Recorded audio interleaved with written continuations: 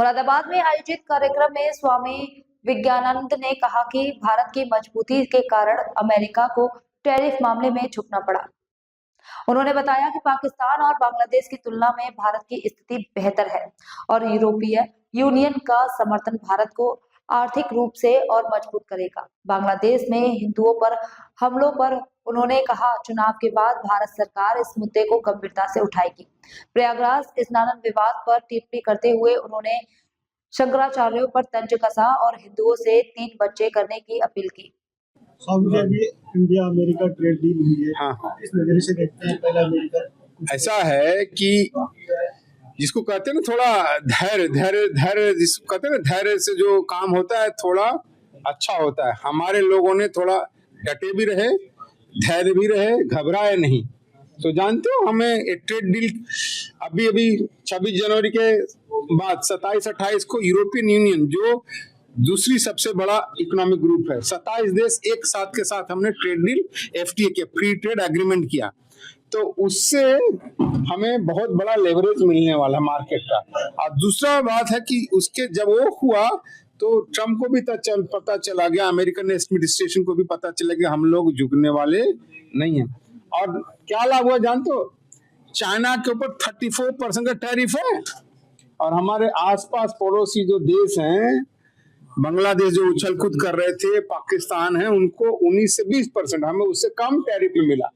तो थोड़ा हमने रजिस्ट किया, ताकत दिखाया, डटे रहे धैर्य, तो उसका फल हमें मीठा मिलने वाला है। तो अब हमारे जो सबसे बड़ा मार्केट है जिसकी मैं अभी चर्चा कर रहा था, मार्केट एक्सेस, तो हम इन 2 सबसे बड़े मार्केट एक्सेस के प्रति हमारे बिजनेसमैन को एक्सेस मिला है। हमारी अर्थव्यवस्था को तेजी से आगे बढ़ाने में जिसको कैटलिस्ट, जिसको प्रेरक के रूप में काम करेगा। देश में तो एक अलग तरह का नैरेटिव सेट किया जा रहा है, 18% वाली एक अलग तरह का नैरेटिव सेट किया जा रहा है कि सरकार झुक गई है और कहीं ना कहीं भारत झुका हुआ है। ऐसा है, ये सरकारें ये तो सबको दिखाई देगी ना। भाई इसमें केवल नैरेटिव क्या होता है भाई? नैरेटिव जो फेक चीज है उसको एस्टेब्लिश करना नैरेटिव कहते हैं।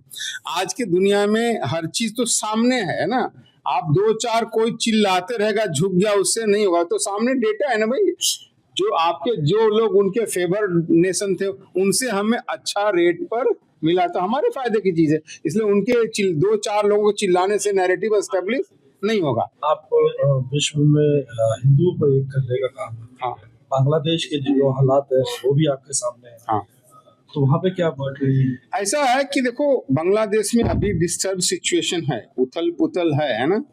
अभी वहाँ इलेक्शन होने वाला है, क्योंकि जब तक वहाँ निश्चित रूप से सरकार नहीं होगी तो कुछ काम नहीं होगा। वो लॉलेस का थोड़ा असर है, तो कोशिश कर रहे हैं कि अभी 1-2 महीने में वहाँ इलेक्शन होने वाला है। इलेक्शन होने के बाद फिर भारत सरकार भी ठीक से उनसे निगोशिएट करके बात करेगी और हिंदू की सुरक्षा की गारंटी।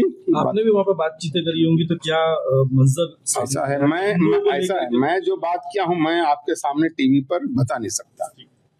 इसके अलावा हमारा जी यूपी की बात करें अगर, तो यहाँ पर एक शंकराचार्य जी को लेकर के एक मुद्दा बढ़ा है पूरे देश में इस वक्त। शंकराचार्य जी का प्रयागराज में नहान ना करना जो है चर्चा का। ऐसा है, देखो शंकराचार्य तो फेक शंकराचार्य, आज नहीं, मैं प्रारंभ से उनको बोला हूँ, को शंकराचार्य नहीं है। अब दूसरी चीज मैं बता रहा हूँ, अनफॉर्चुनेटली क्या है, ये सब शंकराचार्यों ने अपने पद की गरिमा को खुद ही नष्ट किया है ना, घटाया है। आप साधु होकर के स्नान को लेकर के बड़ा मुद्दा बना रहे हो, मुझे पालकी सहित। अरे तुम साधु लंगोटी लगा के साधु घूमने वाला, पैदल चलने वालों को पालकी की क्या जरूरत है भाई?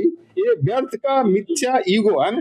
जिस शंकराचार्य की परंपरा के पालन करने वाले जो कहते हैं हाँ, करतल भिक्षा तरतल वासा, उसको पालकी से स्नान करने, ये सब मिथ्या चीज है। और आप लोगों को मैं बात करना चाहता हूँ, इन सब चीजों को भी आप उनको बहुत ज्यादा हमें प्रमोट नहीं करना। मेरा सिर्फ जो बढ़ती जनसंख्या है उसको लेकर के कहा जा रहा है कि डेमोग्राफी चेंज करने की बात करें। आपको क्या लगता है कि ऐसा है कि नहीं, ऐसा एक पर्टिकुलर कम्युनिटी है, एक विशेष वर्ग है, और मैं सीधे सीधे बता रहा हूँ, मुस्लिम वर्ग है, जिनका अभी भी भारत में फर्टिलिटी रेट भारत जो हिंदू समाज से बहुत ही ज्यादा है। और अगर किसी को कुछ थोड़ा शक है जो कहने, तो एक केरल राज्य है, केरल राज्य का डेटा बहुत परफेक्ट है ना। कितने लोग मरते हैं, कितने लोग जन्म लेते हैं, उसका डेटा उनका बहुत रिकॉर्ड है। आपको बताऊं, मुसलमान वहाँ 20 से 22% की टोटल पॉपुलेशन, लेकिन उनका टोटल चाइल्ड बर्थ रेट का 1,20,000 है ना, 1,20,000 है। हिंदू लगभग 50% उसका 1,00,000 है। तो आप देख रहे हैं कि 20-22% के कितने बच्चे पैदा हो रहे हैं, 50% के कितने बच्चे पैदा हो रहा है। तो एक वर्ग कर रहा है, आज से नहीं कर रहा है। मैं आपको बताऊं, डेटा आप चले जाइए, ये सब अवेलेबल है। 1975 तक, यानी 1901 से लेकर के 1975 तक दुनिया में, और खासकर भारत में, मुस्लिम और हिंदू पॉपुलेशन ग्रोथ रेट समान था, ज्यादा अंतर नहीं था। 1975 के बाद जब पेट्रो डॉलर मिडिल ईस्ट में आया और दुनिया में उनकी इकोनॉमी बढ़ी, तो मुस्लिम जनसंख्या जो है ना हमसे दुगनी हो गई। 1975 से लेकर आज तक आते आते लगभग वर्ल्ड की 12-13%, 24-25% की वर्ल्ड पॉपुलेशन बन गए। तो ये दुनिया में हो रहा है, भारत में भी हो रहा है। इसलिए हिंदुओं को चाहिए कि कम से कम 3 संतान तो जरूर करें।